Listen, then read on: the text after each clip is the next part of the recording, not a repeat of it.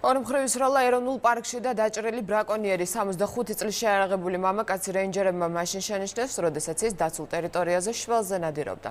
რეინჯერები ამბობენ, რომ არაერთი გაფრთხილების მიუხედავად ის მათ არ დაემორჩილა, რასაც შესაბამისი რეაგირება ცეცხლის გახსნა მოყვა.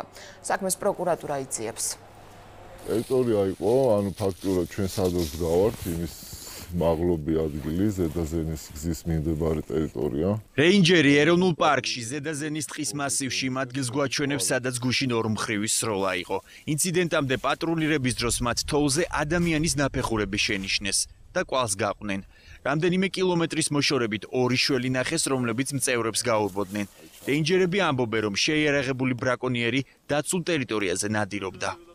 პიროვნება დაძახილზე შემოტრიალდა ჩვენსკენ და მისი ცეცხლსროლი იარაღის ლულა იყო ჩვენსკენ მომართული. ამასთან დაკავშირებით ჩვენ გამაფრთხილებელი გასროლა გავაკეთეთ ჰაერში. კიდევ ერთხელ მოუწოდეთ პიროვნებას, რომ დაგმორჩილებოდა, მაგრამ პირიქით შეტრიალდა ისევ, რა გზითაც მიდიოდა და სწრაფი ნაბიჯებით, ფაქტურად სირბილით უკვე გააგზელა იმავე მიმართულებით გზა. არაერთი გაფრთხილების მიუხედავად ბრაკონიერი მოთხოვნას არ დაემორჩილა და რეინჯერის თქმით, დევნისას მათი მიმართულებით გაისროლა. საპასუხო სროლისას 65 წლის მონადირე დაჭრეს.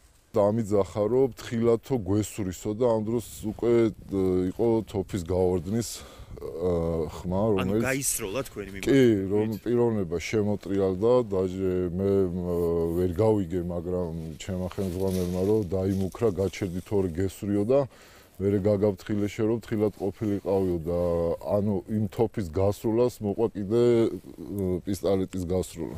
დაჭრილის მხრიდან ეს უკანონო ნადირობის პირველი შემთხვევა არ არის. აბესალო მოსეფაშვილი ბრაკონიერობისთვის ზაფხულში ამავე ტერიტორიაზე დააჯარიმეს. დაცული ტერიტორიების სააგენტოს თავმჯდომარის ინფორმაციით, ბოლო შემთხვევისას ის ორ თანხმლებთან ერთად იმყოფებოდა. მათი ვინაობა დგინდება. დაცული ტერიტორიების ყველა კატეგორიაში აკრძალულია ნადირობა. არ შეიძლება დაცულ ტერიტორიებში გადაადგილება იარაღით. ეს ყველაფერი იჭება ადმინისტრაციულ სამართალდარღვევათა კოდექსით. მაგას აქვს რაღაცა ისეთი ჩვევა, მოიკიდებს ამ თოფს და მიდის და დადის ესე. დაჭრილი ბრაკონიერის მდგომარეობა სტაბილურია. მისი მეუღლის განცხადებით მონადირეს რეინჯერებისთვის არ უსვრია და მან ინციდენტის დროს ჰაერში გაისროლა.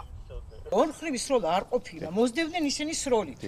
მოარტყეს უკნიდან ზურგიდან არის დაჭრილი. რეინჯერი ამბობს, რომ ჩვენს გვესროლაო, ჩვენ მიმართულებით. არა, ჰაერში გავისროლეო ამანა თქვა, მე უკვე რო დავიჭერიო, ჰაერში გავისროლეო, რომ თავი დაენებებინათო, რომ მე დაჭრილი ვიყავი უკვე. ეს უკანონო ნადირობის სამსახური ვიდეო მასალა, რომელიც დაცულ ტერიტორიებზეა გადაღებული.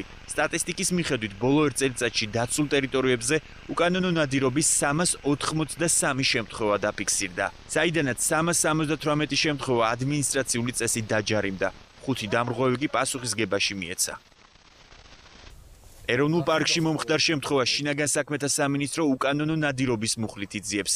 მთავარი პროკურატურა კი დაადგენს, კანონიერი იყო თუ არა რეინჯერის მხრიდან გასროლა.